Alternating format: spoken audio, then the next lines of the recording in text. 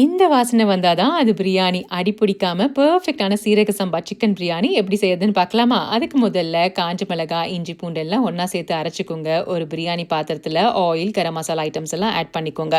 Measurements எல்லாமே நான் first கமெண்ட்ல குடுத்துருக்கேங்க. போய் செக் பண்ணி பார்த்துக்கோங்க. இப்ப இது கூடவே வெங்காயமும் சேர்த்து நல்லா வதங்குனதுக்கு அப்புறம் இஞ்சி, பூண்டு பேஸ்ட்டும் சேர்த்து நல்லா பச்சை வாசனை போற வரைக்கும் நல்லா வதக்கிக்கோங்க. இப்ப இது கூடவே பச்சை மிளகாய், கை நெறைய புதினா, கொத்தமல்லியும் சேர்த்து நல்லா வதக்கிக்கோங்க.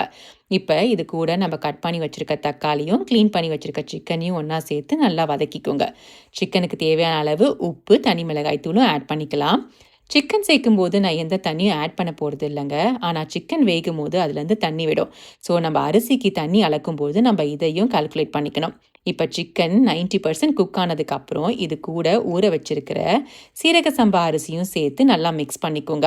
1க்கு 1 தண்ணி ஊத்தணுங்க. இன்னைக்கு 6 கப் தண்ணி ஊத்துறேன்னா, அதுல 1 கப் அளவுக்கு நான் தேங்காய் பால் ஆட் பண்றேன். தேங்காய் பால் சேர்க்கும்போது டேஸ்ட் அட்டகாசமா இருக்கும். கண்டிப்பா நீங்க ட்ரை பண்ணி பார்க்கணும். இப்ப அரிசியும் தண்ணியும் சம அளவு ஆனதுக்கப்புறம் நம்ம தம் போட்டுக்கலாம். அடுப்புல தம் போட போறீங்க அப்படின்னா, இந்த பாத்திரத்துக்கு மேல ஒரு வெயிட் வச்சு, கீழ தோசை கல்லும் வச்சு 20 நிமிஷம் நீங்க தம் போட்டு எடுத்துக்கோங்க.